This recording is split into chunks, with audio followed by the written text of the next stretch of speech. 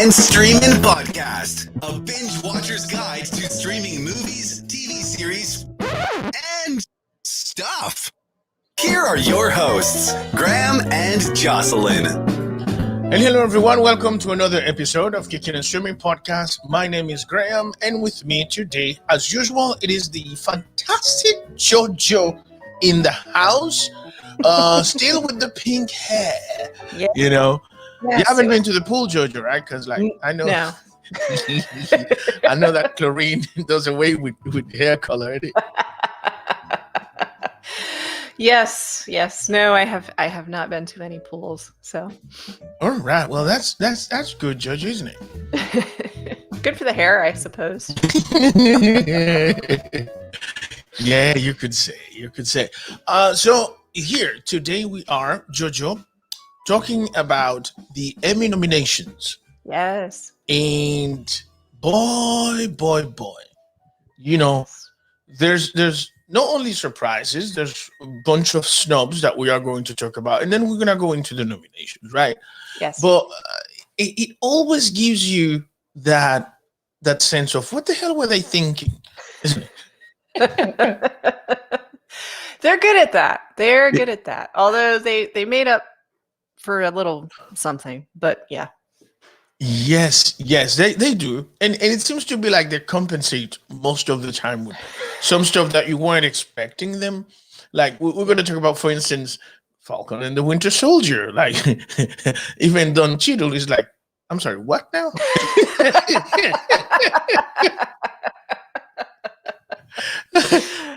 Don't the nominations come out at like 4:00 in the morning or something? So he was probably all like, "Yeah, I don't need." He had his phone on silent. He wakes up to 400 missed calls. But it is so messed up though. Like they've been doing him like that. You know what I'm saying? Like he's like, okay, so this show overall is great. I got 2 minutes, and I'm nominated, but the show is not nominated at all. So that's the kind of shit we see, and those are the things that we are going to talk about. Yeah. So Jojo, how you been? I've been pretty good. Really? Yeah, you can see the walls behind me are empty. So the walls behind you are empty. And by the way, I can tell that you're in an empty room because of the echo that we were talking about. Yeah. You should hear it downstairs where there's no rug and it's hardwood flooring.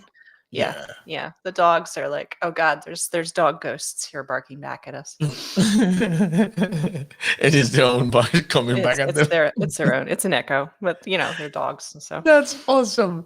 Of course, Earl's deaf, so Earl is just like, what are y'all talking about? What, huh? Yeah. It was like, y'all acting weird for no reason. You guys are being dramatic right now, and I have no idea what the hell is going on. Yeah, I don't. Yeah. And nor do I care. So. Right. So, surprise, everybody. Jojo is getting on out of here soon. So, yeah. I mean, hey, don't get me wrong. That doesn't mean that we're not going to be podcasting together. It's just that we're not going to be podcasting from the same state anymore. Yes. Right, Jojo? That's right. Not the same town, not the same state, not the same side of the country. Yeah. Are you excited about the change, Jojo?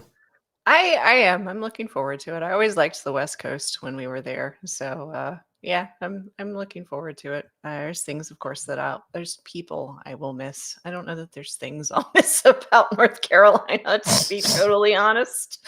No. But there are people I will miss. Definitely people. Yeah. All right, Jojo, all I can say is that I would have missed you so much more if I didn't know that we have this podcast to do every week. So I see you every week. Yes. And to a certain extent, I've gotten used to podcasting in the distance because COVID, right? You've got used to not having me around. Yeah, but look, man, I know you're looking forward to going out west and doing your thing. You know what I'm saying? I'm not looking forward to seeing you go, but hey, man, again, that's the way it goes, right? Yeah. And I'll be back for visits, so All right then. I will be So back for visits. we'll be podcasting drunk.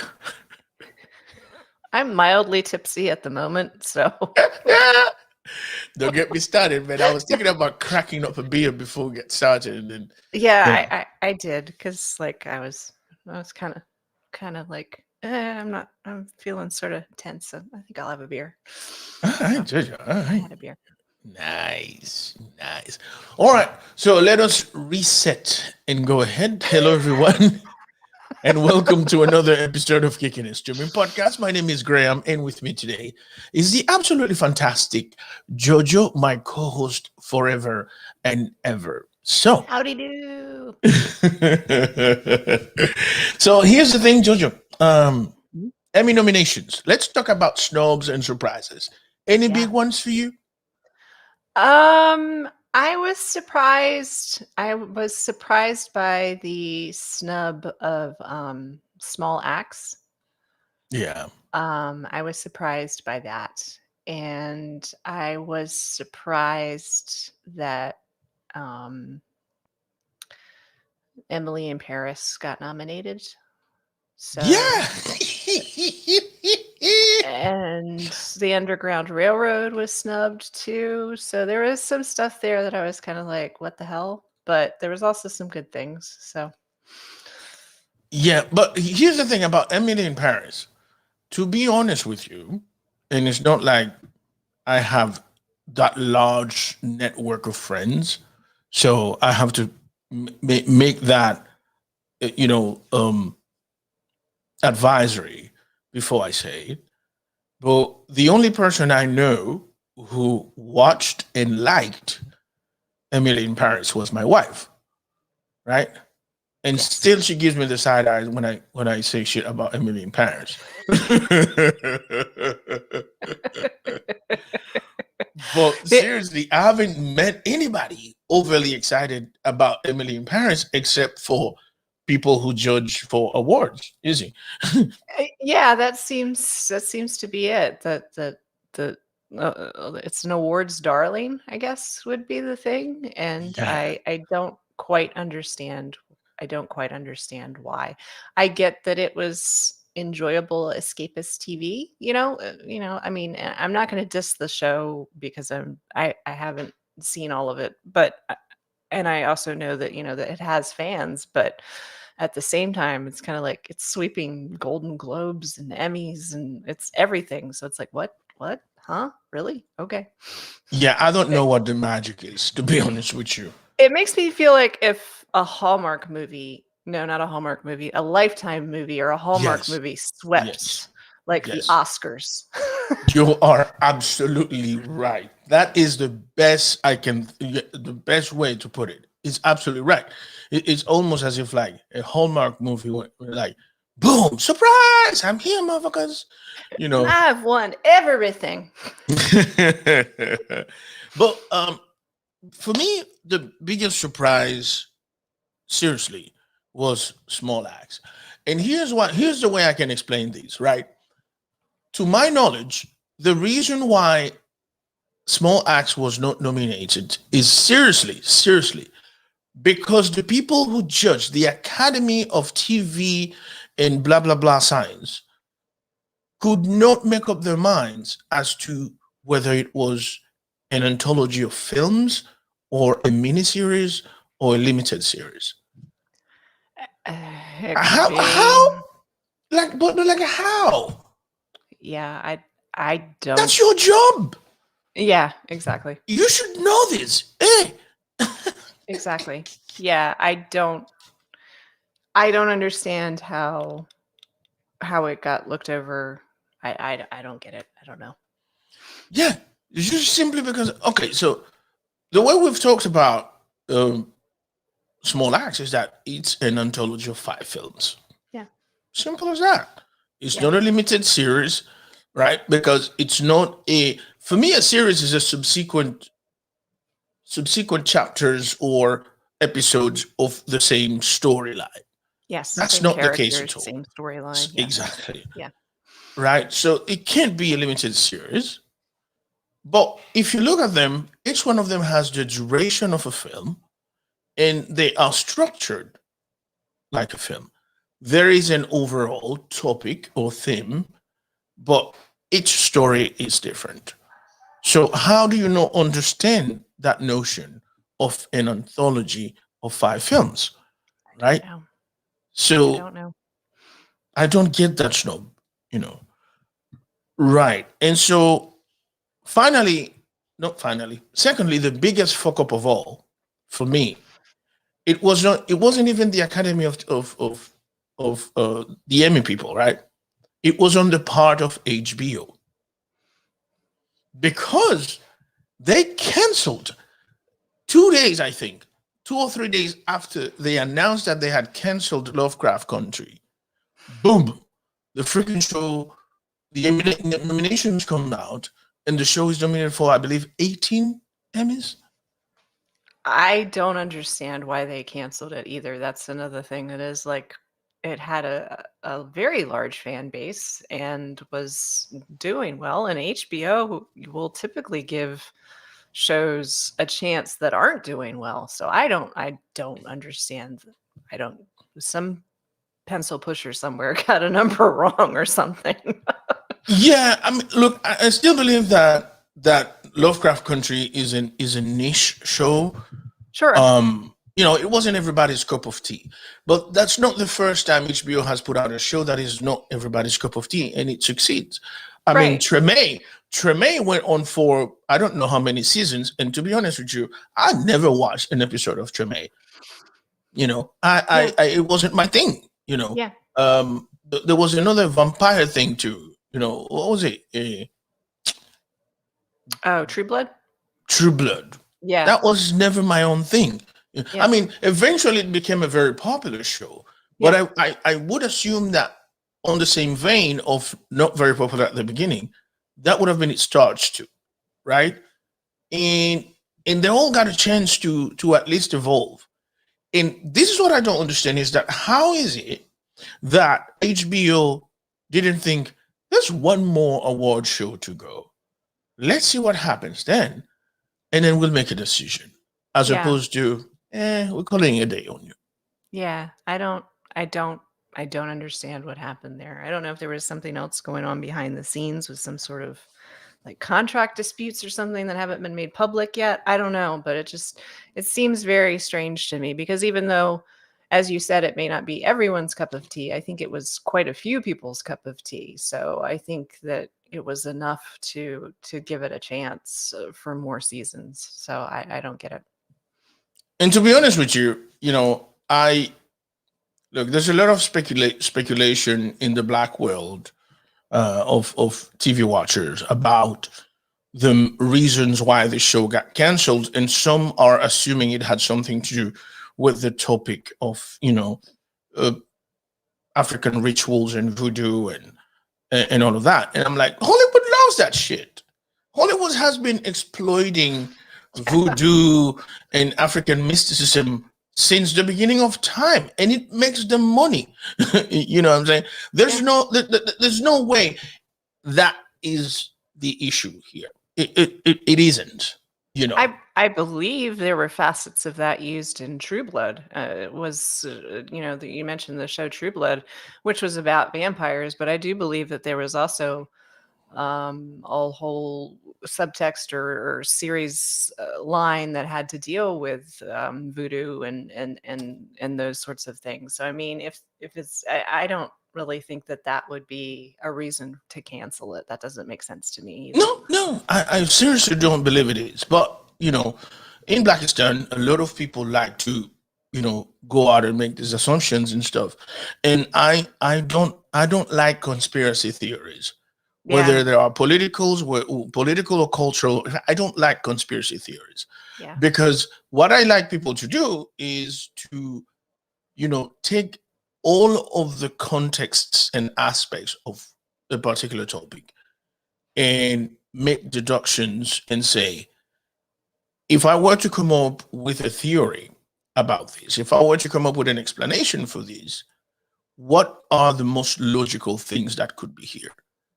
And to be honest with you, in thinking about what HBO has done with Lovecraft Country, I just would categorize it as a major fuck up.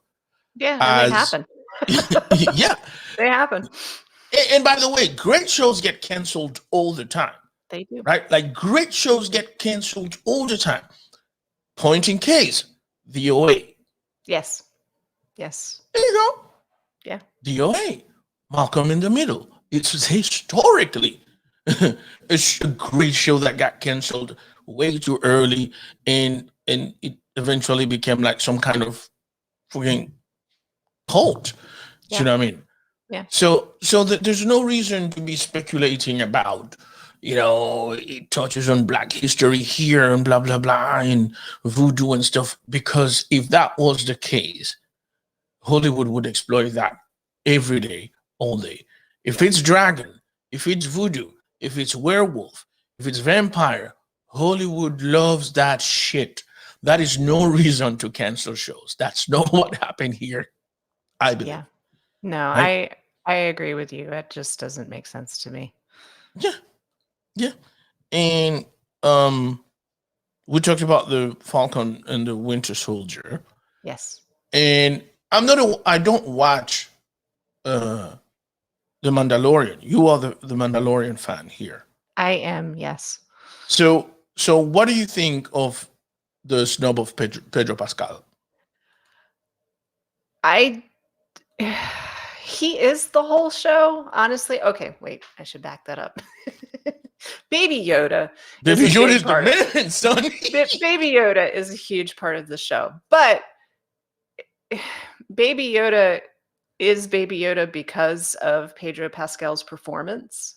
Yes. And he's wearing a mask the whole time, a hood or whatever you want to call it, a helmet. That's the word, helmet. Yeah. Not a hood. Let's not go with that. And it, I just am, I think it's sad that he's not recognized for being such an integral, important part of the show. Obviously they can't really nominate Baby Yoda. Right. He's a puppet, but I think that Pedro Pascal should be nominated because he is a great actor. He truly is. And to be able to communicate that through body language as opposed to any sort of facial body language and voice tone, voice acting, as opposed to, what's in the face, I think it deserves some recognition. If you're going to dominate the show and say the show's great, I think the actor deserves some kudos too. Yeah, but are you sure that animatronics can't be nominated? Because wasn't Bugs Bunny nominated for Space Jam with Michael Jordan once? Now that you're saying it, he may have been. He may have been. I don't know. I'm just thinking right here, Bugs receiving his award and shit,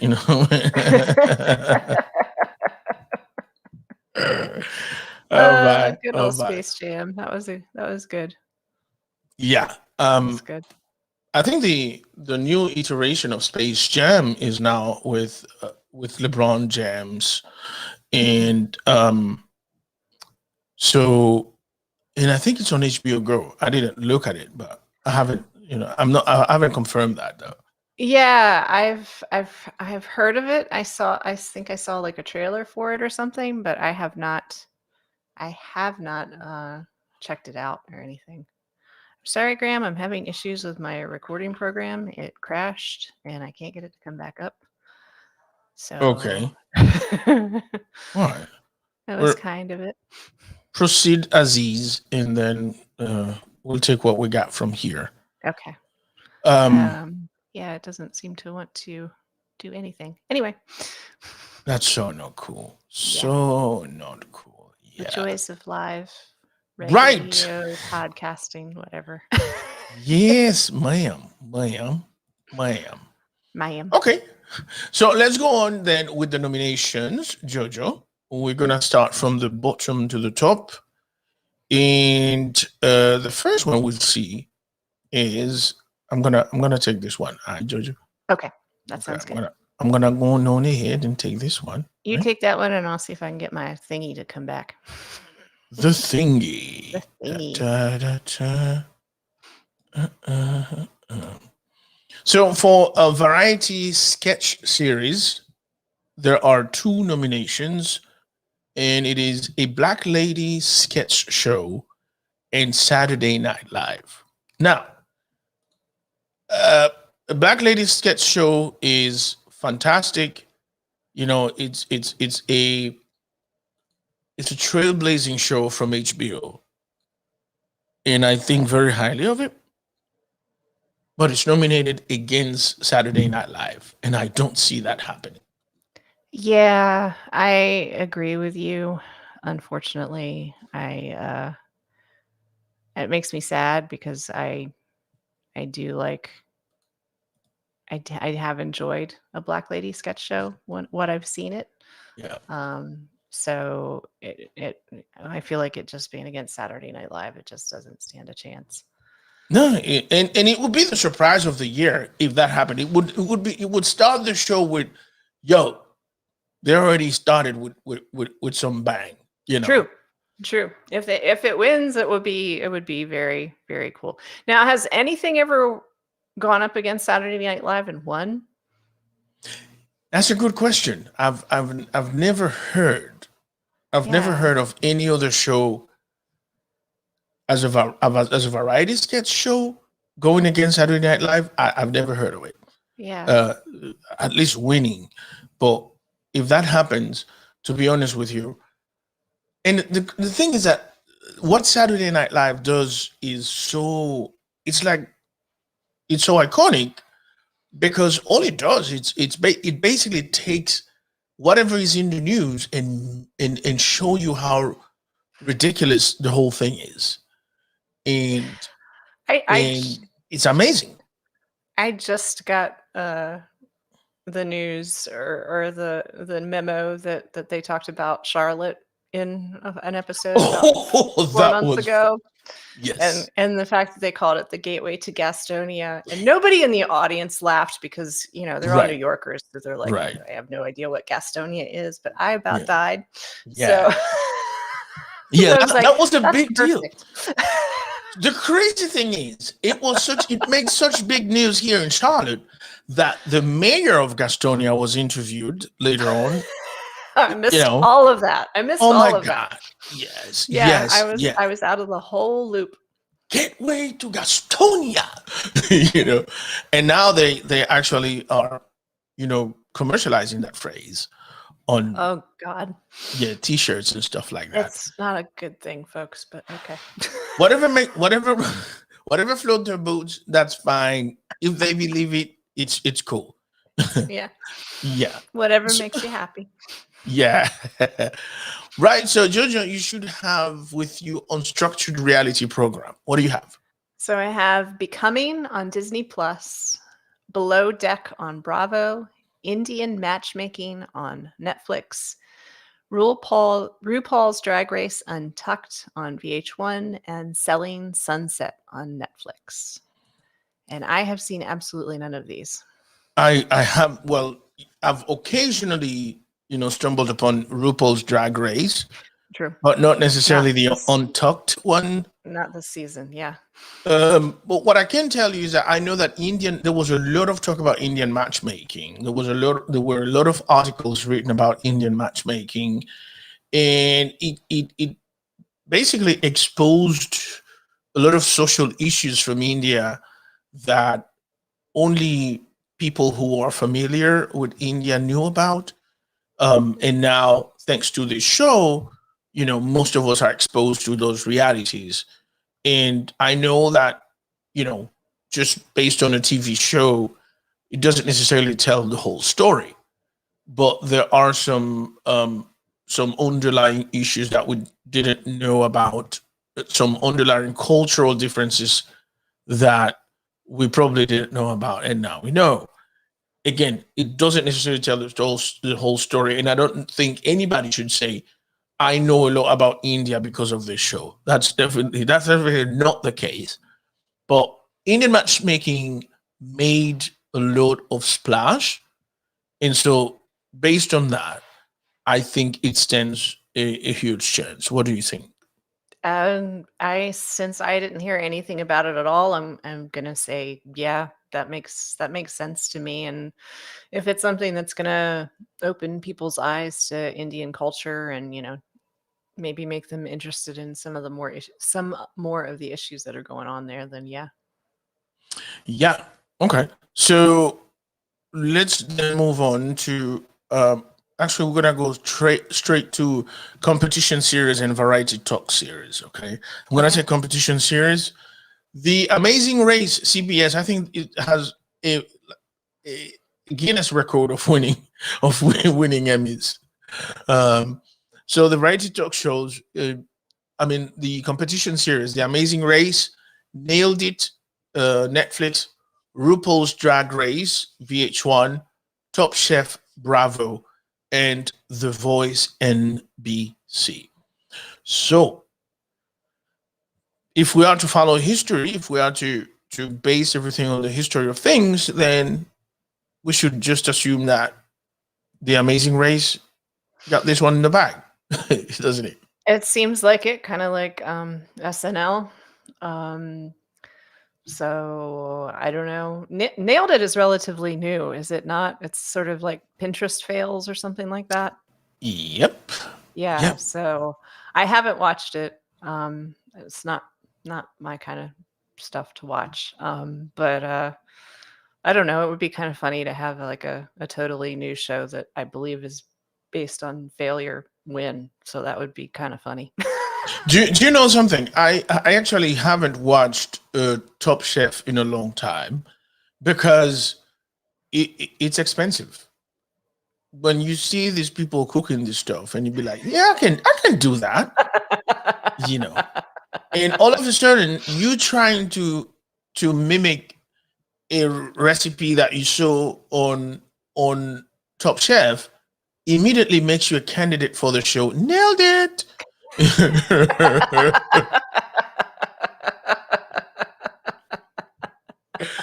Yeah. Oh, I like it. That's good. So I stopped watching. I'm like, nah, man. I'm just going no. Mm-mm. Yeah, I can't afford that. I have heard from I have a friend who is not now, but was a chef and did all the schooling to be a top chef and all that good stuff and won awards and things like that. But anyway, I know that they actually enjoyed the show Top Chef in sort of a cringy way because they were like it is very real in the sense of being a reality show, like a competition reality show. Like it is. They enjoyed it, but also at the same time, it kind of gave them PTSD. So I can see exactly what they're talking about. I would too. Go. We can't do that.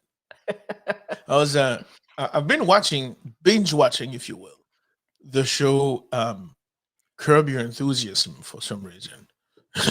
you know, and there was an episode where Larry David is, in this partnership for a new restaurant with a bunch of other celebrities, and they hired this French chef who has Tourette syndrome, oh god. but it manifests, of course, in him cursing, except that he curses only in English. So Larry is like, but why doesn't he curse in French? Because then nobody will understand. But he stands in the middle of the kitchen and starts saying cocksucker. Cocksucker. And Cheryl, Larry David's wife, she's like, Larry, can you stop it? No, but he's saying cocksucker. Cocksucker. It's a funny bit. It's an absolutely funny bit. All right. But I digress. Jojo, take it away. So next we have variety talk series. So it's Conan, The Daily Show with Trevor Noah, Jimmy Kimmel Live, Last Week Tonight with John Oliver, and The Late Show with Stephen Colbert. All right. So what do you think, Jojo? It's got to be Last Week Tonight with John Oliver. Like I'm not even gonna front with this one. Yeah, that's definitely it. But I do think that there's a bit of competition here. I think there are 3 shows that you could consider, although Last Week Tonight is definitely gonna get it. But I think you have to consider The Daily Show with Trevor Noah and also The Late Show with Stephen Colbert. Because I think of all the late night dudes, Stephen Colbert did something that was amazing with his show, is that he consistently came up and delivered and tried to be funny and without using the studio and stuff, which Trevor Noah kind of did too, but Trevor Noah's show to a certain extent is very different from that late night format, right? Right. I mean, Jimmy, for instance, he always went to the studio. Yeah. Without anybody, but he always kept the studio format. And he had Guillermo and blah, blah, blah. But Stephen did everything only with his wife, Evie, watching and laughing, And he said some kind of like, office closet or something. Yeah. That they transformed. Yeah. So I find that, that's a fantastic effort. I agree. And he was funny too. Like especially considering the obstacles and everything that he faced. It was a good show. I enjoyed the episodes that I saw of it, but nobody quite stabs you in the heart without you even knowing that you've been stabbed until it's over, until he twists it. Yes. Is John Oliver. And that show is just I think there's a reason this show is a weekly show. It couldn't be one of those daily, nightly comedy with news, because you probably would just go and hang yourself after watching, if you watch that on a weekly basis, every night for a whole week, because John Oliver tackles some issues that are so serious, and he's so well researched. Yes. He has so many facts on his hands, and he has a fuck you attitude. I know what I'm talking about, and if you come after me, I'll just give you more facts.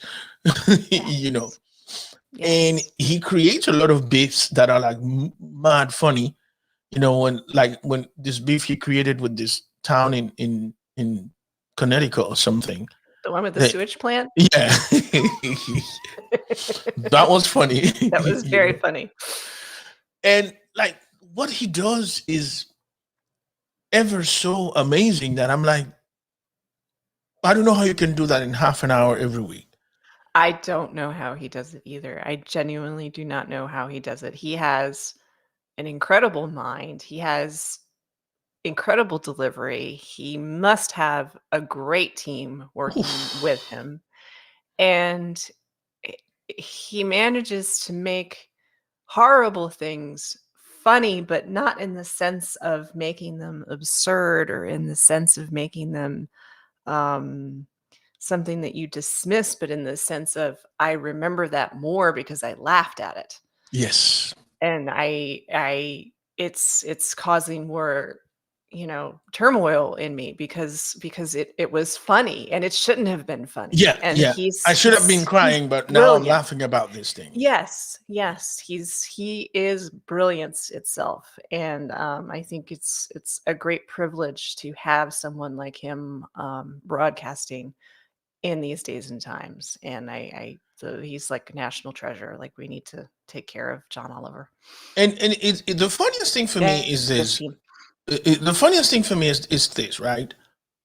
3 of the people who are actually talking about real issues in America in a funny way are not American born, Correct. right? You have Trevor Noah, who is from South Africa. John Oliver is British, and then you have Samantha Bee, who is from Canada. Yes. And so in the top list, in the top 5 of foreigners who hate America for conservatives, I'm sure these are like really 1, 2, 3 right there. Probably, yes. If you don't like it, go back to your country. All right, let's move on then. So I've got drama series, Jojo, and there were a couple of surprises here. Surprise number 1 was The Boys. The Boys made it in drama series, by the way. That's Amazon. In Bridgerton, that was a surprise, but not in a good way. The Crown, Netflix. The Handmaid's Tale, Hulu. Lovecraft Country, HBO. The Mandalorian, Disney Plus. Pose on FX, and This Is Us on NBC. Jojo, what say you, Jojo? What say you? I didn't even know This Is Us was still airing. I thought it had ended. Dude, there's gonna be as many This Is Us episodes. It's gonna be on forever and ever and ever. Anyway, like I was actually the Grey's Anatomy of shit. Like, seriously. The Simpsons of anyway. I actually wasn't surprised by Bridgerton being nominated because it was so popular and such a lavish period piece, and Hollywood loves its period pieces and that sort of thing. I didn't watch it, but for whatever reason, I just wasn't surprised that it was nominated. I was happily surprised that The Boys was nominated because I think that is a great show. I was also surprised that The Mandalorian was nominated. Happily surprised, but I was surprised that it was nominated. But the one that was the weirdest one for me was This Is Us, because I swear to God, I thought it had gone off the air. Yeah. I thought it was over. I really did. No, for me, popularity aside, I was a bit like, really? Bridgerton? Because like Bridgerton is like the Tiger King of 2021. You know what I mean? So True. I was like, nobody's taking that seriously, is it? True. Like, I don't know. Maybe I need to sit down and watch the show, but I just can't even take it seriously enough to watch one episode. Yeah, I haven't watched it either, so I don't know. And that dude that everybody's salivating about annoys the bloody hell out of me. Even his name, Reggae Jean. Like, who the hell named this kid Reggae Jean? Reggae Jean Page. First of all, that it doesn't say reggae there. It says reggae. It's not reggae. It's actually reggae. So if it was Reggae Jean, I'm like, okay, but reggae? That's not what he says. Shut up. It's not reggae. Get him. Reggae Jean. Get him. Reggae Jean Page. It's annoying. All them pretty boys are fucking annoying. Shut up. All right. And rant. Jojo, what do you have? Let's see. So we have guest actor for a drama. So Don Cheadle for The Falcon and the Winter Soldier. Charles Dance for The Crown. Timothy Oliphant for The Mandalorian. Courtney B. Vance for Lovecraft Country. And Carl Weathers for The Mandalorian. All right. This one is heavy, dude. This one is heavy. This one is heavy because, look, Courtney B. Vance was phenomenal on Lovecraft Country. That was insane. I don't know. I don't watch The Mandalorian, but I know Timothy Oliphant is one of the best actors out here. Okay. Charles Dance on The Crown. He was marvelous. The man is amazing. Who did he play on The Crown? He played Uncle Teddy, Okay. who is an old great uncle in the family, and he was closer to Charles. Charles viewed him more as a father than he viewed his own father. So, but he was so good. He was so good, you know. And like I said, the older this dude gets, the better he is. The better he is. And again, I don't watch The Mandalorian, but Carl Weathers to me is like national treasure. You know what I mean? Yeah. The only one that I'm kind of like giving the side eye, and even the nominee himself gave the side eye, was Don Cheadle, right? Like he knows that. Like, what am I doing here again? Like, you know, I'm not saying that his performance wasn't good. It's just that okay, you can't ignore the entire show, which is a fantastic show, one of the best things we've seen this year. And then it's just like, you know what? Let's just grab this one. That's what stood out, you know. So I think Don Cheadle. But out of all that, Jojo, who do you think is going to win it? I think Timothy Oliphant was amazing in his guest performance on The Mandalorian. I actually think it was some of the best guest performances I think I've ever seen on a TV show, period. Mm-hmm. And it's a great episode too of the series. So I like Carl Weathers in The Mandalorian, but he's more of a recurring character Yeah. than a guest to me. Like he has a story arc through the series. Like he's you don't just see him and he's not a one and done. So to me, that's not a true guest actor. I guess I'm kind of splitting hairs here, but Timothy Oliphant he was so good, and it was a one and done for him. Like, okay, I'm in and I'm out, and he was very, very good, and so that's who I like for it is him. So you like Timothy Oliphant? Yeah. Okay. I actually think that you know, while I agree with you in all of it, you know, because here, the guy I think is going to win it was also sort of like a recurring character. But I think that sometimes they they nominate people for guest actor more because it serves as a send off for the character they played. Because most guest actors die. True. You know, They do. and so in this case, you know, Charles Dance's character dies. And this might well be his send off.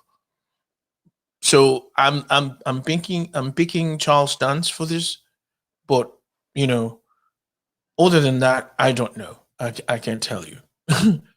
I'm not sure. That makes sense too, because Hollywood also loves it when somebody croaks. So they like to reward that. They like people getting whacked. Yeah. That's a great death scene. Yeah, that was great. All right, so moving on to the next one, we got guest actress drama in Alexis Bledel in The Handmaid's Tale, Claire Foy on The Crown, McKenna Grace, The Handmaid's Tale, Sophie Okonedo in Ratched, and Felicia Rashad, This Is Us. I don't know, Jojo. I don't know either. You got something for me here on this one? I don't know. Maybe Alexis Bledel, because she's kind of in. I really don't know. I really don't know. I can't call this one. Of The Handmaid's Tale, I've only watched the first season because I don't know. After I turned 40, there are a certain amount of cruelty that I can't watch. I know that it's acted and thing, but there's seriously, I have trouble, you know, sitting through something that are so terrible, you know, that a human being or a group of human beings are doing to another human. So that was it for me on Handmaid's Tale. I'm not taking away from the show; it's a fantastic show, but again, it's too much. Yeah. So I couldn't do it. So season 2 and 3, I can't tell you what happened there. So sorry, but I'm pretty sure that Alexis Bledel's performance is fantastic. On Claire Foy on The Crown, yes, she did have some cameos there that were great.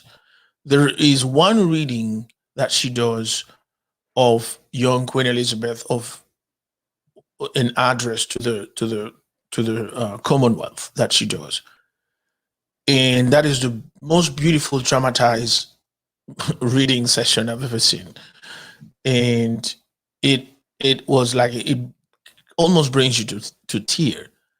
So anyone who is able to do that just by reading on a piece of paper and with a reel of images going on deserves fucking something. I don't know, dude.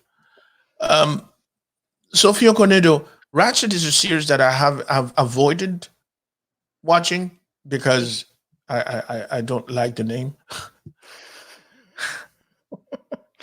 Yeah, I have avoided it too. It's it's not my idea of a good time. It's too slick, too pretty, too evil.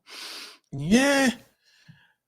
I mean, it sounds shallow on my part to say I don't like the name of this show. I'm not going to watch it. But seriously, that's why I haven't watched it. I might get to it and watched it. I don't know. But yeah, and so then you've got the nomination of Felicia Rashad for This Is Us as a guest actress. Mhm. It is possible that because of the respect and wisdom that she commands, she could win it. But we all know that Felicia Rashad has gotten herself in quite a bit of a pickle with with everybody because of her vociferous defense in sort of like apologistic attitude towards the whole Bill Cosby thing. I'm not saying that the Academy wouldn't give her, wouldn't have awarded her for that because that's her problem with the world. I'm just saying that a lot of people are going to be angry if she wins anyway, because somehow people will think she doesn't deserve it. But if she acted the hell out of the character, fucking give it to her if that's the case. For me, yeah. I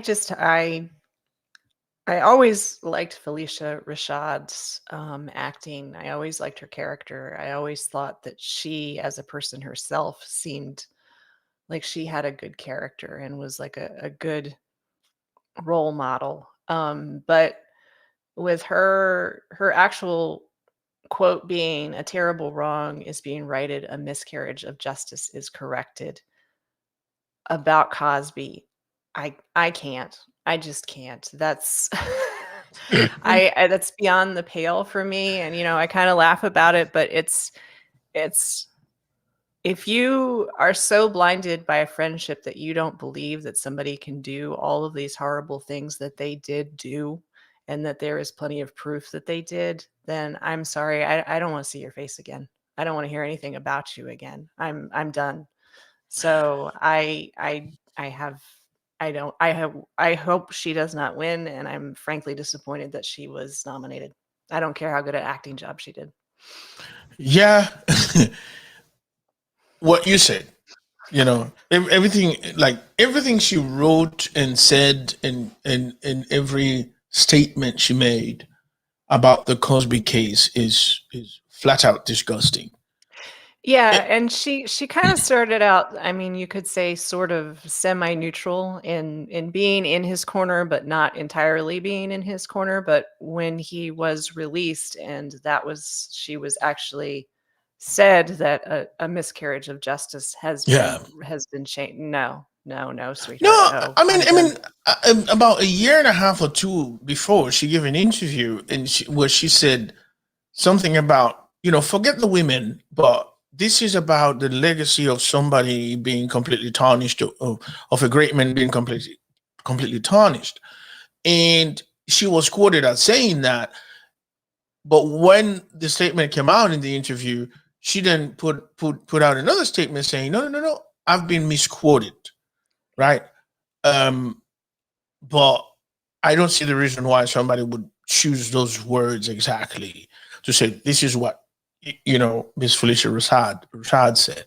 Right. So it was clearly interpreted as she don't care about the plight that these women have been through. She can only see it from the Cosby friend's point of view. Yes. Now, I've said it before, and I'm going to say it again. For me, Cosby's culpability is not a question of assumption. It's not. I don't assume Cosby is guilty because Cosby has confessed to doing the shit that he's accused of. Yes. In fact, the reason that he got out is precisely because, of a technicality based on the fact that he confessed to having done these things, but an agreement was made that he could not be prosecuted for doing it if he testified that he did, right? So this is it. It's as clear as day. If you still believe that something is being done to Cosby because legacy, whatever, then you have a problem. I'm not gonna say you're entitled to your opinion, but still, fuck you. Let's then continue, Jojo. Moving right along. Moving right along. You've got supporting actor in drama, Jojo. You do.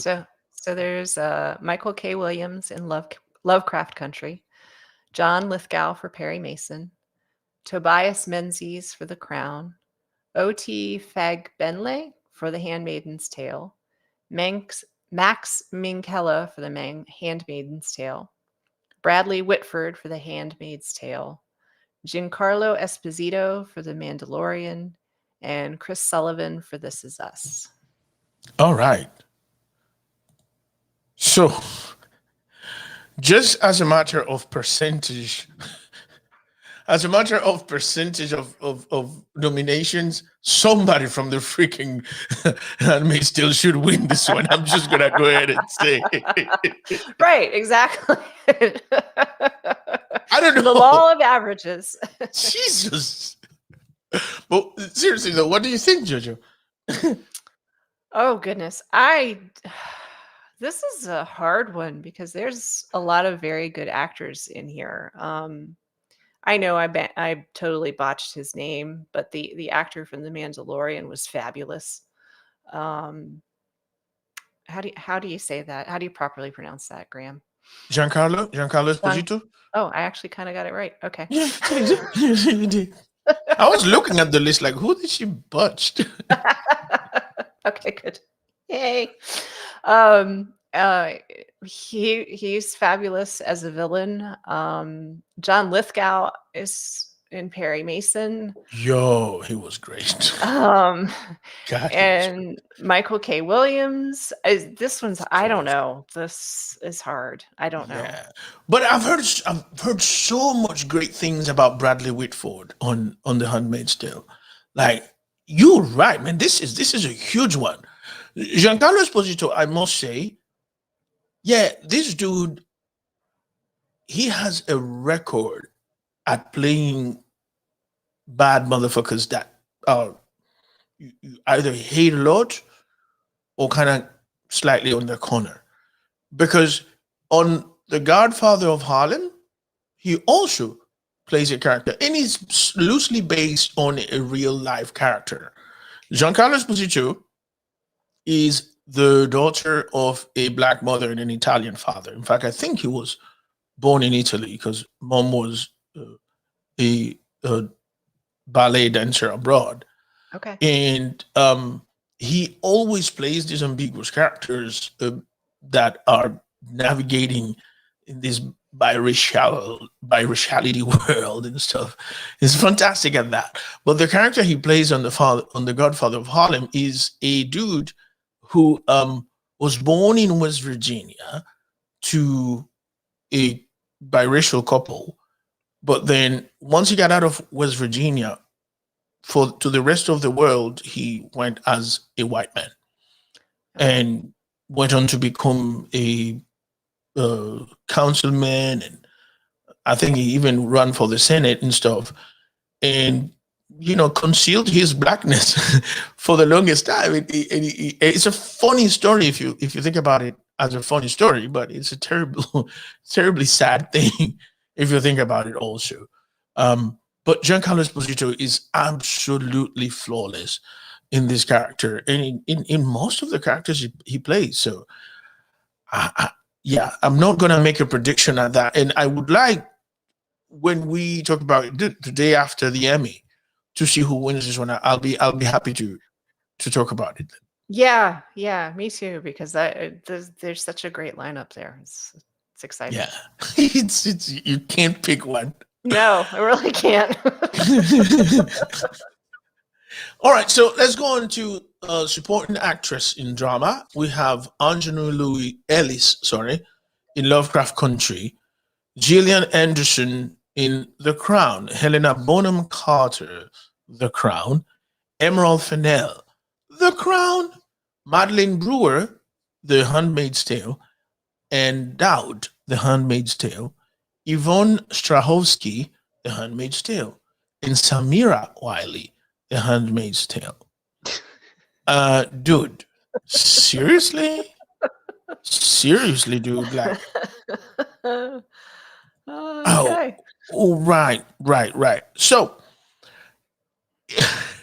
this one, I'm gonna make some picks, but I'm Okay. not entirely sure they are going to win. And some of my picks are gonna be between the Crown and the Crown and Lovecraft. Angelina Ellis is fabulous, absolutely riveting on Lovecraft. She plays the wife of Courtney B. Vance's character, if you remember. Yes. Right now, Gillian Anderson gave the performance of a lifetime by playing Margaret Thatcher, and I gotta say, I was surprised. I was surprised that she got it so good, man. I think the only person, and she actually did better. The only person who did such a great job portraying Margaret Thatcher and wasn't English born is, of course, what's her name? That lady that Meryl always Streep. gets nominated, Meryl Streep, right? But Gillian is so good, man. Gillian is so Thatcher that it was like I'm like, no, that's it. And in fact, I think she won the Golden Globe, was it? She won, I believe she did. Yes. So, but here's the crazy freaking thing. Emerald Fennell, for me, is one of the revelations on The Crown, because if you can conceive this, right? Emerald Fennell was doing The Crown. She was playing Camilla Parker Bowles on The Crown. At the same time, she was directing a movie while she was pregnant. The young woman, what was it? Fabulous Young Woman or something like that? Promising Young Woman. Promising Young Woman. She directed that. She was pregnant, and she was also playing Camilla Parker Bowles on The Crown. That's a trifecta. Yeah, I was going to say it's like winning the Triple Crown or something. Yeah, and so the actors on The Handmaid's Tale I know as a matter of reputation. Samira Wiley I'm familiar with because of her performance as Poussey on Orange is the New Black. That's an actress that I know. Yvonne Strahovski, I also know very well, her character on The Handmaid's Tale. And the rest of them, I don't.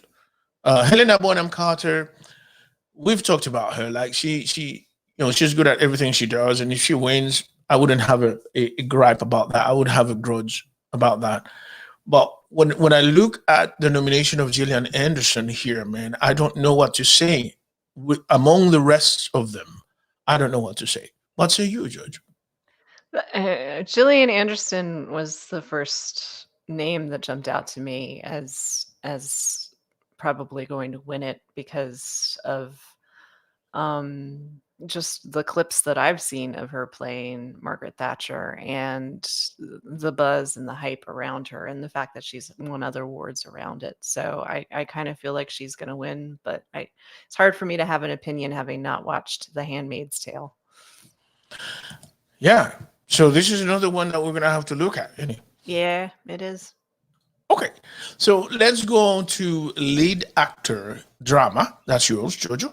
Okay, so we have Sterling K. Brown for This Is Us, Jonathan Majors for Lovecraft Country, Josh O'Connor for The Crown. How did you say his name, Graham? The one that drives you up the wall? Reggae Jean. Reggae Jean Page for Bridgerton, Billy Porter for Pose, and Matthew Reese for Perry Mason. Okay. Why did they have to make it so freaking difficult? I mean, seriously though. Seriously. Why, man? Oh, wow. Yeah. I'm rooting for Billy Porter. You know what? I'm with you, but I know Billy Porter has won it already, I think. Yeah. Yeah, but then of course, Jonathan Majors and Matthew, is it Reese or Rice? Reese. Matthew Reese. Matthew Reese was very, very good in Perry Mason. He was. And by the way, I haven't even finished watching Perry Mason. I think I stopped at episode 4. There were some things there that bored the bloody hell out of me, and I was a little bit disappointed in the character, not the performance, but the character that Tatiana Maslany plays on Perry Mason. I didn't find it as compelling, especially after knowing that Tatiana Maslany just came from playing one of the most revolutionary characters that I've seen on that other show. Bloody hell, what was that show? Okay. Anyway, I'll get back to you. I can't remember either. Yeah. But so that character bored me, and so much of it was about that character that I kind of got a little bit like, I'll come back to it, right? But yes, Matthew Reese was great in the show, But I have to say, I find myself rooting for Josh O'Connor on The Crown and Jonathan Majors, Lovecraft Country, and I will be jumping up and down my chair if Jonathan Majors wins it. Because you know what, dude? I don't know if you've seen that latest performance of Jonathan Majors on Loki. But I have not. I'm going to binge Loki. I didn't start Loki. I'm going to binge it. And then we'll talk about it, because you know what? Jonathan Majors, if any next year, in the next Emmy, in the Golden Globes, in everything, if anybody deserves a guest performance award, I think Jonathan Majors should be nominated. Only Jonathan Majors should be nominated. That's it. Nobody else. It. Don't call anybody else. Just give that shit to that. Yeah. So when you go to when we watch Loki, we'll talk about it. Okay. But yeah, my two picks here are Jonathan Majors and Josh O'Connor, and I will be really happy if Jonathan Majors wins it. Yeah. Right then. So we're gonna move on to lead actress in drama. We've got Uzo Aduba in Treatment, Olivia Coleman, The Crown, Emma Corrin, The Crown, Elizabeth Moss, The Handmaid's Tale, MJ Rodriguez, Pose, and Journey Smollett, Lovecraft Country. Jojo, this one is another one that helped me. Actually, I'm gonna end up drinking because Jesus Christ. This one is very, very hard. It's very, very hard. It's a list of phenomenal actresses. Oof. I MJ Rodriguez, I believe, is a historical Yes. first. Yeah. Yeah. And, the character of Blanca is amazing on Pose. And her performance as Blanca is amazing. So Yes. so that would be lovely. But we've got Olivia Coleman, Uzo Aduba. I don't know. I really don't know. Yeah, I feel you. I feel you, Judge. I'm not even playing. I feel you. I feel you. I feel you. I feel you. Uzo Aduba, I haven't seen as much as I was anticipating watching it. I haven't watched In Treatment because what the main reason is because I feel like I need to take a vacation. I need to take at least 2 days off from work and from editing podcasts and hosting podcasts and shit to basically go through the entire season of In Treatment. That's one of my favorite shows. And the fact that Uzo Aduba is the one leading it this time, of course, drives me nuts. So I've not yet watched it. But I'm not gonna go ahead and tell you she's nominated. If she's nominated, this is what I can tell you. She deserves every bit of it. That's for real. Yeah. Olivia Coleman, she's this kind of phenomenon that there is no award show in the past 5 years that you haven't heard her name. And I think I can safely say that over the past 5 years, everything she's been on, she's been nominated for. And I love the fact that she seems shocked by it. It's another Yeah. reason why I love her so much. Like, she's just like, what? I showed up and did my job. What do I And get a rightly reserve for? so. And rightly so. The reason being is because I know that Olivia Coleman is that consummated actress that does not see herself as a diva.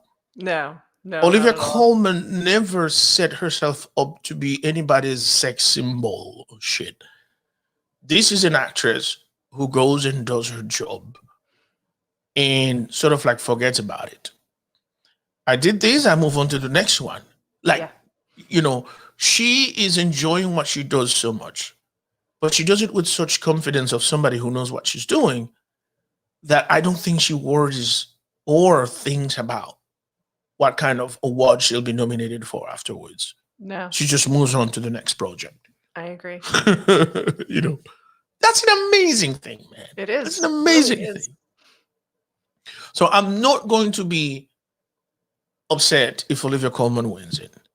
Emma Corrin, though, man, this girl, I don't know if she'll ever play another character as successfully as she's done by playing Princess Diana. And hopefully, having had this performance does not just pin her into a corner. You know what I mean? Like, this is the only thing you're good for, type of like typecast. Yeah. I hope she goes on to do a lot of great things with her career. But if she does nothing else, this is the performance of her lifetime. And she's well deserved that nomination. I agree. Yeah. MJ Rodriguez, I am beyond excited about this nomination. Right? First trans person nominated for lead actress. She's also Latina. You have that.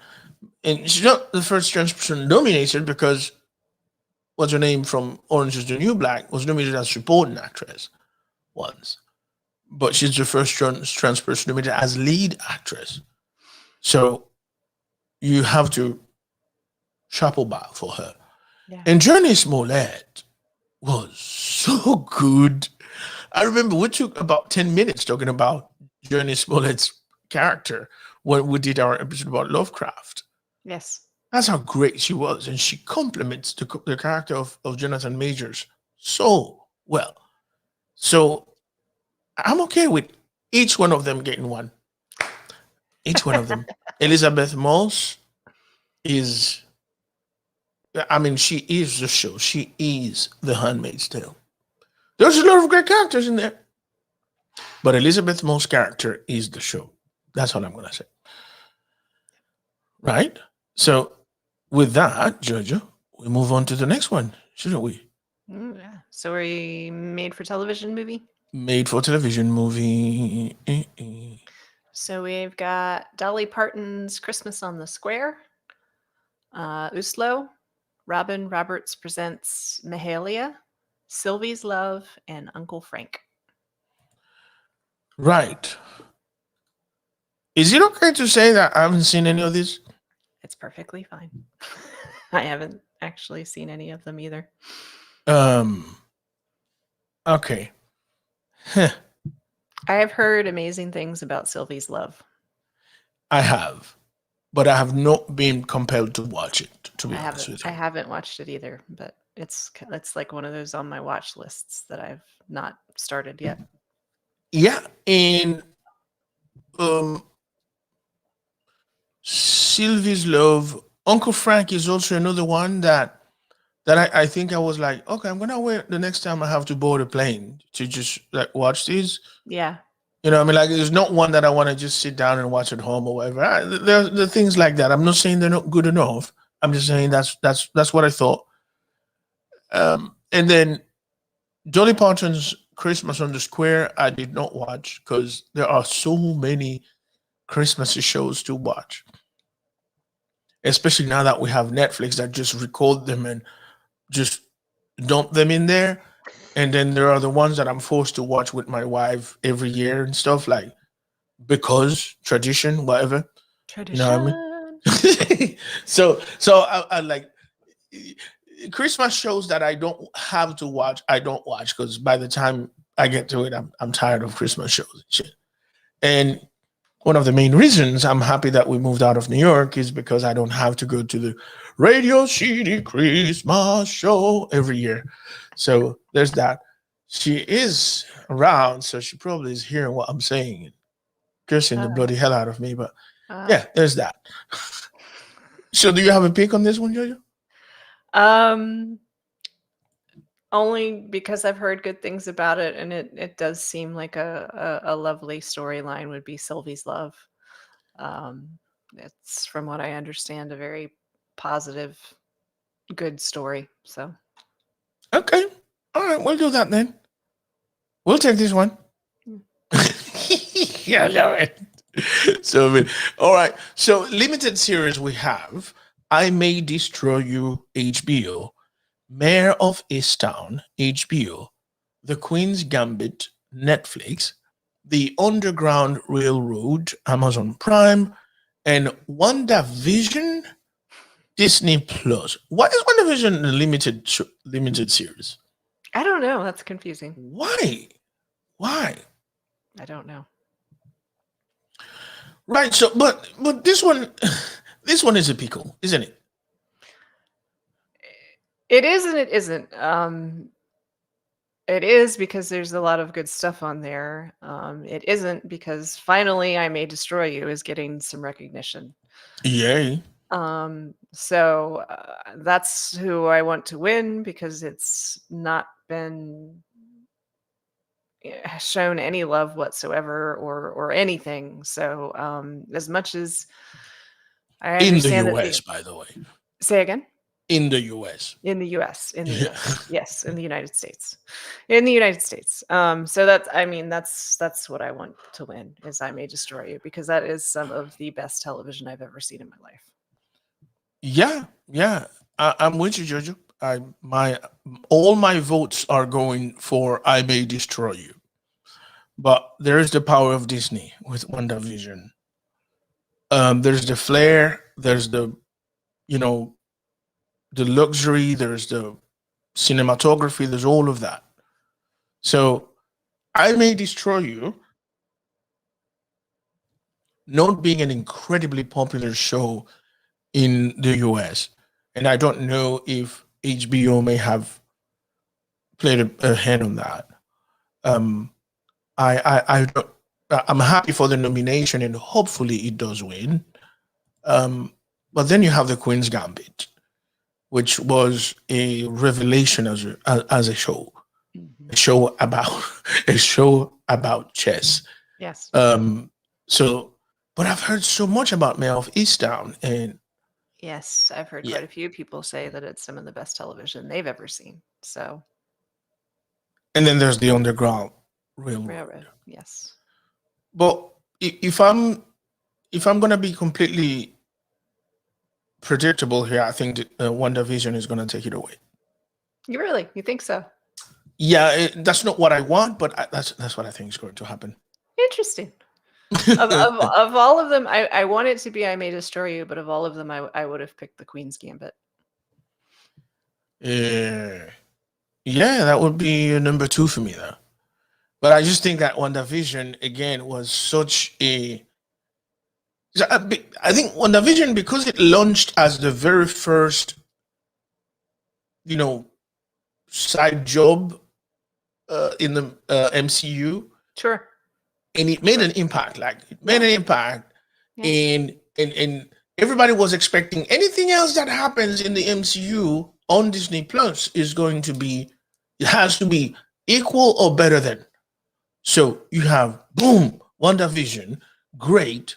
Then boom, the Falcon and the Winter Soldier, which is as great, but people didn't find it as flashy and shit. So they still have a lot to say about it.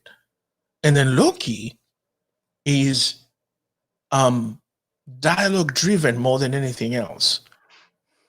And you know Americans don't like people talking, you know, without car burning and I mean, like buildings exploding and shit. Yeah. So there's a lot of mixed emotions about Loki, but to me, Loki is one of the smartest fucking thing that have come out of the MCU. So Yeah, I'm that's really looking forward to watching it. My husband is a big fan of it, and he told me about a particular episode. He didn't spoil it for me or anything, but he told me about a particular episode, and he instantly hooked me by saying it reminded him of a Doctor Who episode. oh. And I was like, okay, I'll watch it. Which I was already going to watch it anyway, but then I was like, okay, I'm going to wait until it's over though and binge it because I can see myself like going crazy. There are some actors there, like besides Tom Hiddleston, there are some actors there that you're like, oh my god, these people are so good here. And I'm specifically talking about that dude, Owen Wilson. Is it Owen or Owen Wilson? Gotcha. And you also have Gugu Mbata Raw is in that too. She's one of my favorite. Yeah, these people have a place in there, next to Tom Hiddleston. So and then you have Shiloki, who I don't remember her name, Sophia something. She's got an Italian last name. She's amazing too. So you have to watch this thing, man. You do. All right, well, I'm moving on. Jojo. Let's see here. Supporting actor, limited series, movie, or anthology. So we have David Diggs for Hamilton, Jonathan Groff for Hamilton, Anthony Ramos for Hamilton. Is it Papa Isidou for I May Destroy You? Isidou. Isidou. Okay. Evan Peters for Mayor of Easttown, and Thomas Brody Sangster for The Queen's Gambit. Yo. What do you say? There's 3 Hamilton nominations here. Right, so by the law of averages, it should be someone. It should be somebody from Hamilton. It should be somebody. Oh God, I don't know who it's gonna be. I really don't know. I'm rooting actually for Papa Isidou. I am too. Yeah. I am too, because again, I May Destroy You was just so good, and the whole cast is what made it so good. Yeah, Um, yeah, so yeah. I hope he wins, but I don't know. Michaela Coel surrounded herself with some great actors. Been And actors that we didn't know that are not very like we've seen everywhere type of thing. And my Exactly. God, they were good. And Exactly. hence they made her so much better. Yes. So it's a far fetch, but I'm going for Papa Isiedu. And if you watch I May Destroy You from now to between now and October, you will see that we've said from the episode that we did specifically talking about I May Destroy You. In our end of the year episode, it was to us the number one best series of the year 2020. Yes. And now we're still gushing about it. Go watch it. Yes. And then you can, like, if you go to our website, kickinginstrumentpodcast.com, you can actually, on our website, record a voice note for us. Tell us what you think. Seriously, go ahead and tell us what you think. Yeah. Because if we're wrong, you can tell us. But I'm still going to tell you, fuck you.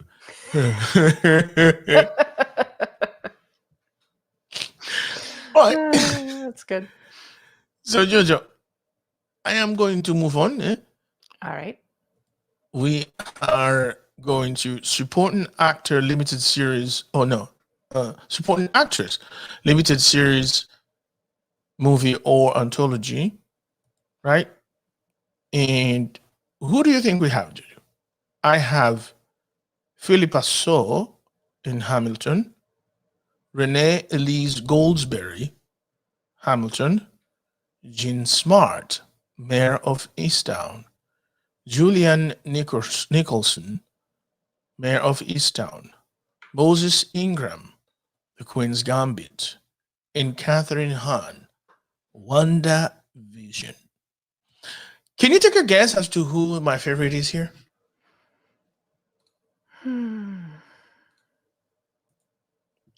That should be an easy one for you. Say again.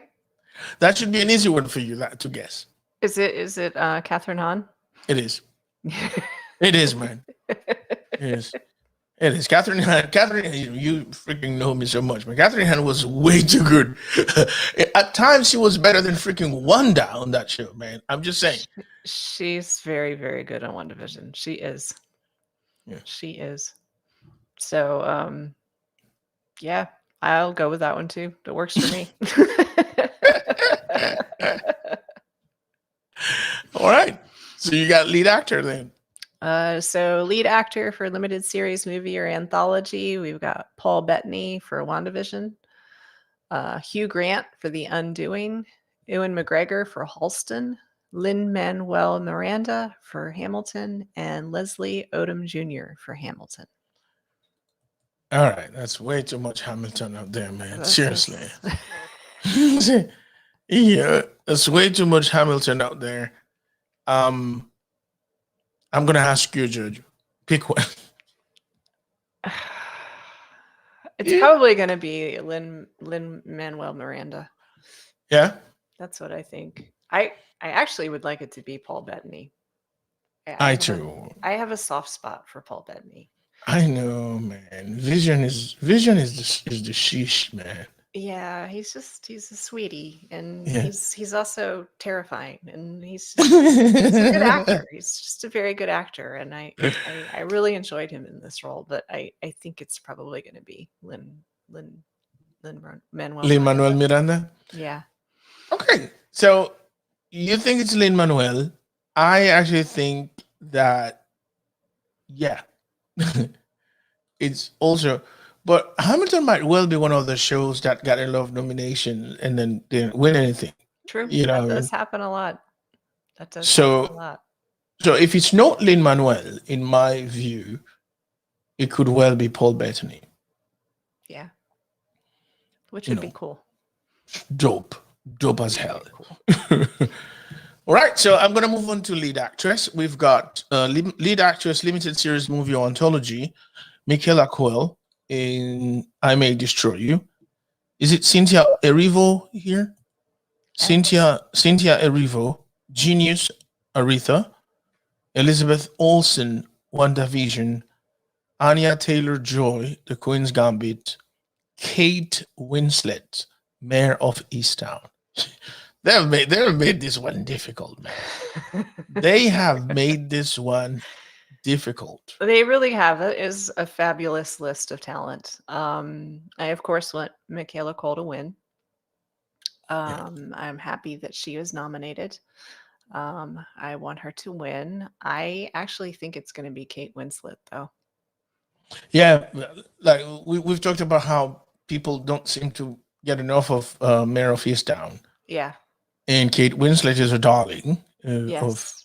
of award shows and stuff. But she's a darling of nomination too, more than anything else. She is. She is. And she's a phenomenal actress. So Yes. I see her getting it for whatever reason, but I would But- very much like Michaela Cole to get it.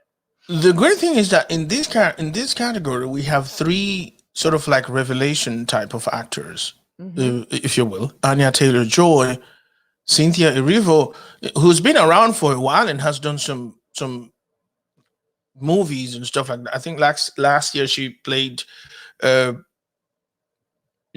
the Underground Railroad, Harriet Tubman. She played. So she's been around for a while, but I think she was a revelation in this particular instance with Aretha, Genius Aretha, and then you have Michaela Coel. So, yeah, dude, I don't want to pick, but I'm gonna pick Michaela Coel. I love Elizabeth Olsen too. I find something about her just so endearing. So I'm happy that she was nominated because I think she gave a great performance in WandaVision. Yeah. I don't see her winning, but I'm happy she was nominated.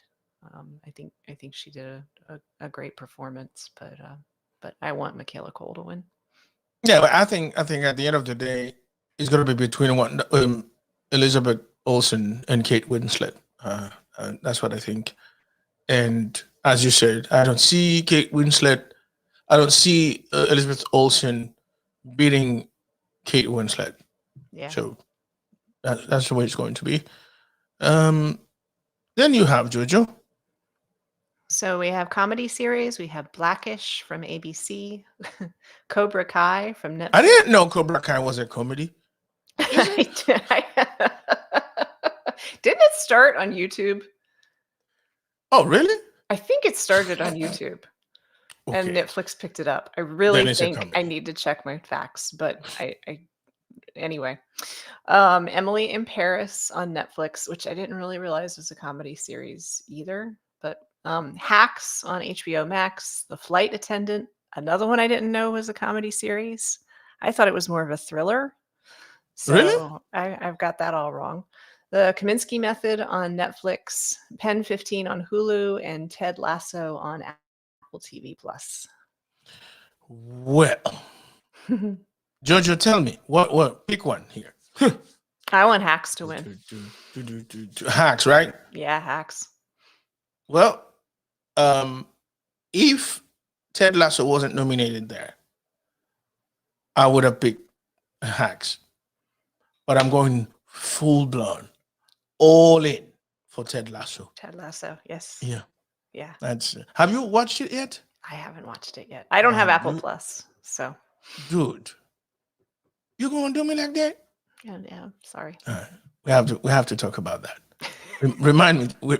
Remind me to talk about that. Okay, it's a deal. Yes, It's a yes. plan. We can't let you go without the Apple TV. No, for real.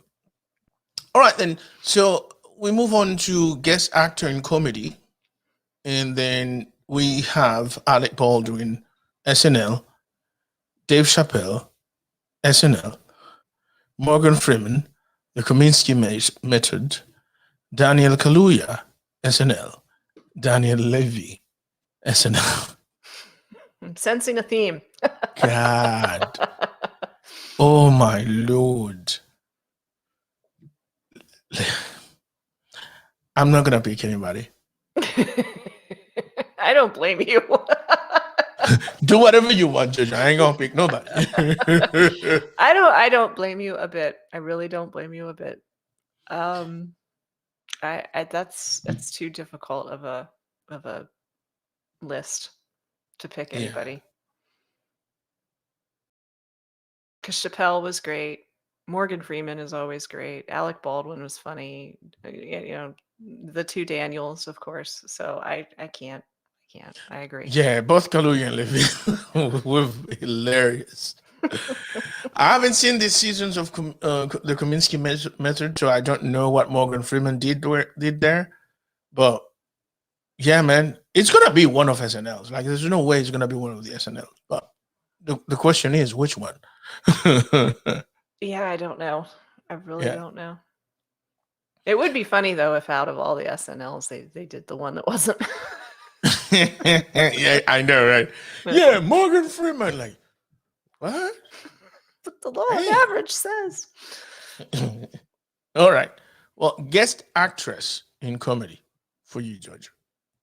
So we have Jane Addams for Hacks, Yvette Nicole Brown for A Black Lady Sketch Show, Bernadette Peters for Zoe's Extraordinary Playlist, Issa Rae for A Black Lady Sketch Show, Maya Rudolph for SNL, and Kristen Wiig for SNL. Yeah. God. I don't know. So it would be unfair for me because I haven't watched. I've just watched a little bit here and there of A Black Lady Sketch Show, but Yvette Nicole Brown is so good. Like, if you watch Community, you know how good Yvette Nicole Brown is, and Issa Rae is a star, but she's funny. Like, Issa Rae, sometimes like fame makes you unfunny because people tend to just laugh at whatever you say or do True. because you're famous. True. But Issa Rae is funny. Like, she is just funny.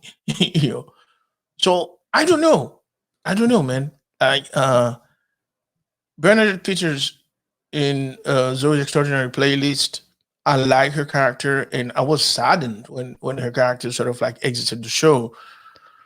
But I don't think it was that funny. It made funny situations in the show, but I can't say that she or her lines were that funny or whatever.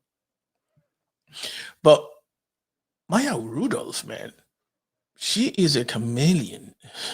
She is. She truly is. So, And I love Kristen Wiig. Something about her just makes me laugh. I don't know what it is, but she just gives me the giggles. Yeah. So I don't know. They're all difficult for me. They are, dude. I don't think I can make a call. Whoever wins, I'll be happy. Yeah. Like, I watch Hacks, but I can't tell you who Jane Addams is. The name is unfamiliar to me, and I looked. I can't place her on the show either. I'm not quite sure. She plays Nina on Hacks, but it's not. I don't know. Okay. Yeah, I don't remember. That's just the thing. I don't remember who her character was. I'm getting old. Yeah. I watch every episode. Oh, okay. Yeah. Jane Addams, her character was that little girl's mother. Mm. When she got on the phone, that's who came up. And when she went home to her dad's funeral, that's, yeah. Okay. Now I remember. It's like, who? I feel better. Okay. All right. So let's do supporting actor comedy. Jojo, go ahead, please. So yeah, Carl Clemens Hopkins for Hacks, Kenan Thompson for SNL, Bowen Yang for SNL, Brett Goldstein for Ted Lasso, Brendan Hunt for Ted Lasso, Nick Mohammed for Ted Lasso, Jeremy Swift for Ted Lasso, and Paul Reiser for the Kaminsky Method. Yeah. So I have two horses I'm gonna pick on this one. Okay. Right? Okay. My first pick is Bowen Yang of SNL. This cat is funny in like funny. Like there's he's too much. There's an exaggeration about everything he does. Like there's an extraness about him that I love. It's not that annoying extra that some comedians, you know what I mean? Like they're doing too much. Right. It's just that. So I want to call it almost the Chris Farley factor, if you will. Okay. You know how like Chris Farley was always extra and you never got enough anyway? Yeah. That's the thing for me with Bowen Yang. Okay. Is that he's always extra and I'm still wanting more. I know you can do better. I know you can go further. You know what I'm saying? But this guy has been a revelation for SNL, and I hope they keep him around. He's got an absolutely funny podcast also. I think it's called like the Millennialista or something. I love this kid, And the next pick for me is actually Nick Mohammed on Ted Lasso. Okay. When you watch Ted Lasso, you will see why this guy is funny and so unassuming, but so funny. Like it's almost as if his lines were, he was just coming up with them. But again, that's what happens when you're around Jason Sudeikis too, because Jason Sudeikis, the way he goes about his lines, almost as if like he's just coming up with them right there, that he didn't have to study a script. So it's amazing. So what about you, Jojo? I don't really have a pick because I haven't seen Ted Lasso. Paul Reiser and the Kaminsky Method was good. I did watch the second series, but I don't know. So I don't really have a pick, to be honest. All right. I don't know that Carl Clemens Hopkins, his character in the show is so low key that I don't see the nomination yet. You know what I mean? Yeah. He's good at it, and he's funny. Yeah. I don't know. It's incredibly low key, so I don't know what to say about that. But I'm glad he's nominated too. Yeah. I'm glad he's recognized. Yeah. So, supporting actress in comedy, we've got Hannah Einbender, Hacks, Aidy Bryant, SNL, Kate McKinnon, SNL, Cicely Strong, SNL, Juno Temple, Ted Lasso, Hannah Waddingham, Ted Lasso, Rosie Perez, The Flight Attendant. There's far too many Ted Lassos and SNL here.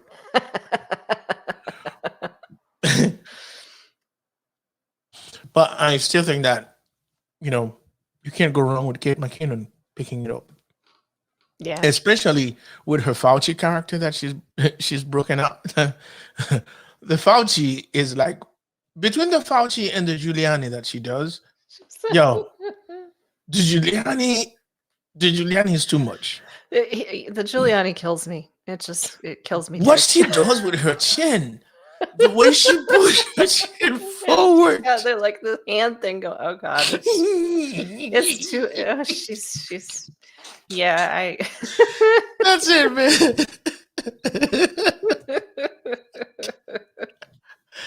That is like she could like what she is a funny one, dude. Like,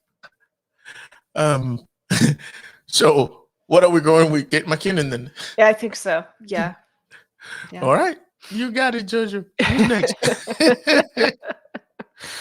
Let's see. So we're on lead actor comedy. So it's Anthony Anderson for Blackish, Michael Douglas for the Kaminsky Method, William H. Macy for Shameless, Jason Sudeikis for Ted Lasso, and Kenan Thompson for Kenan. All right. So here's the thing. I've not seen one episode of Kenan yet. I'm just glad that Kenan has his own thing going on, Mm-hmm. But I do hear that he's got like this really cool chemistry with Don Johnson in this show. So it's great. Kenan deserves everything he gets, including the nomination. But I think you know who I'm going to pick for this one. I think I do. And if anybody else has been paying attention, they should know too. Hey man, this show is about soccer. It's about a soccer coach. So, and in England, by the way, if it was a soccer coach in Denmark, probably not. But I'm a Premier League fan. I'm a Chelsea fan, of course, and I'm a soccer head. And it's an American managing a team in England. What could go wrong? So I'm all for Jason Sudeikis on this one. Yeah. You, Jojo? I have heard so many good things about Ted Lasso, and I want to see it. And I like him as an actor anyway, so I'm going to root for him as well. Yay. All right. And finally, we've got actress in comedy. Is that our last one, Jojo? I believe so. Yeah. So actress in comedy, we are going with. Chun, chun, chun. Boom, boom, boom, boom, boom. Is it Miss Stalin there? Drum roll, please. Oh, you want some of that? I got drum roll. You got drum roll? Got it? Yeah. Yeah. Yeah. No, actually, no. I have a rim shot. Yeah. There we go. I don't have. How come I don't have? How come I don't have? Yo, but I got this though. Yeah,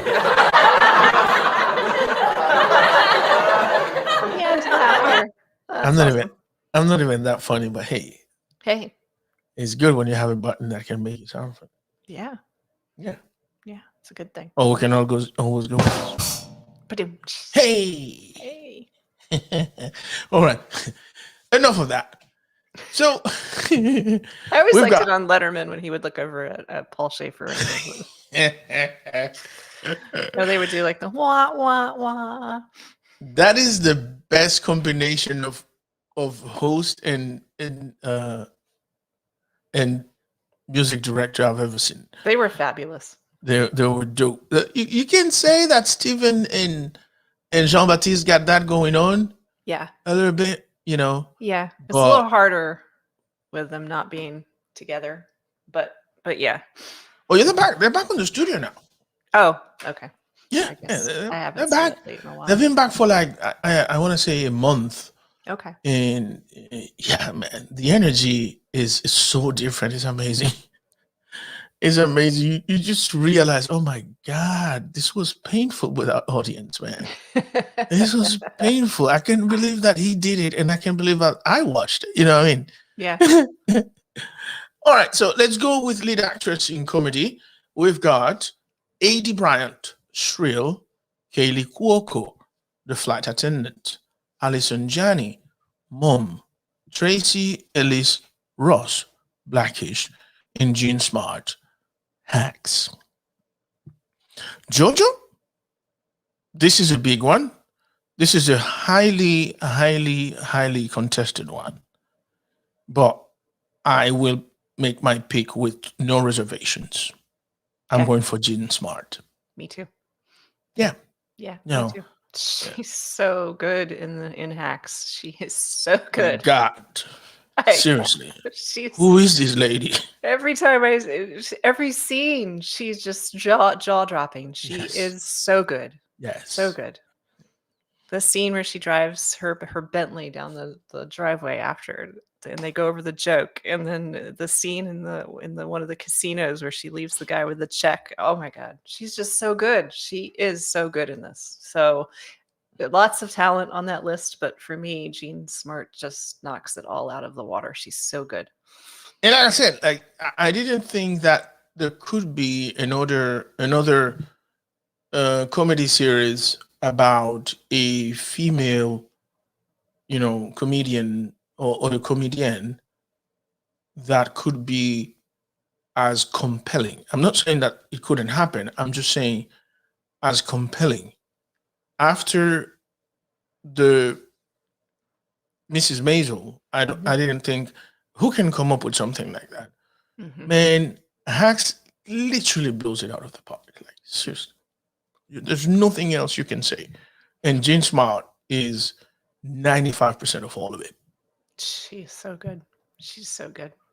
She's just a phenomena. And I Yeah, have absolutely no trouble believing all of her backstory, exactly, which is exactly, wonderful. So exactly. yeah. If And she doesn't win, I will be mad. the beautiful thing about this is for me is that anyone who writes a show about a comedian always wants to portray her. The only reason why she's a comedian that she can do a great comedy is because she is a feminist and blah blah blah and activist. And so. In the case of Jean Smart, of the character that she plays, she is indeed a a,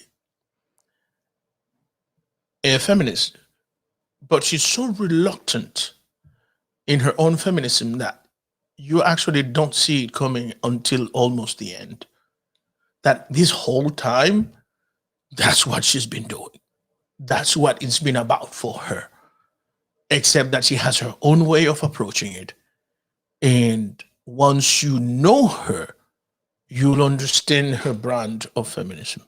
You know, and that to me is a beautiful thing because it gives you something to peel, like a banana or like something like that. I love the show. That's what I'm saying. I love it. I love it. I love it. Yeah. Right.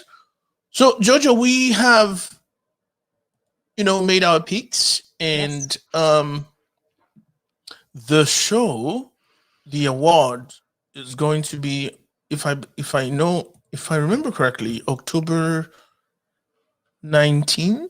Is that correct? It looks like September 19th, I believe. Is it though? Oh, I've been saying October, dude. Oh It Lord. says CBS will air the program with Cedric the Entertainer as MC from the Microsoft Theater on September 19th. It's September 19th. Okay. So we're looking forward to it. So therefore, on September the 18th, we possibly are not going to go live with a show because we're going to skip that Saturday. And then on Monday the 20th, we will come with our after award show. Yes, those are It's fun. going to be good. It's going to be a good talk. This is one of those whenever we talk about award shows and nominations and stuff, the show goes on almost forever. But we pride ourselves in keeping our podcast episodes kind of short. Not so short, but so you will bear with us when we go over an hour and a half, right? With that said, I'd like to invite everyone to follow us on Instagram, Facebook, Twitter, and Pinterest. If you do a search for Kicking and Streaming Podcast, you will find us. You'll find me on Instagram as Mr. Puzzetta, Instagram and Twitter. Mr. Puzzetta, MrPuzzetta. That's me, Mr. Puzzetta. And I also would like to invite you to this. If you are on Clubhouse, you can do a search for the Kicking and Streaming Hub. So Kicking and Streaming Hub is our club on Clubhouse. And we have started hosting every Saturday night, a trivia night. So you can find us and join us. This trivia goes like this. Nobody knows more than anybody. It's a show off of brainiacism, right? So it goes, we ask a question. If you get the answer right, it is your turn to answer a question. And so it goes all around the room. Nobody gets the focus on them just asking question. You ask, they respond, it's their turn, and so on. So it's very good dynamic. And we had our first one last week, Jojo. How did you think it went? Yeah, I think it went well. Yeah, we had fun, and it's low pressure, which is nice. We're not holding our knowledge over anybody's head or anything. So yeah, it's fun. It was fun. So follow us on Clubhouse. It is Kicking and Streaming Hub. That's our little club. Okay. And then we hope to see you on Saturday night, 9:30 on Clubhouse. So what else we have to say? For me, right, Jojo? Yeah, I think that's it. I think we're done. For me and for Jojo, this is good night, everybody. Bye, Cheers. everybody. Bye now. Bye.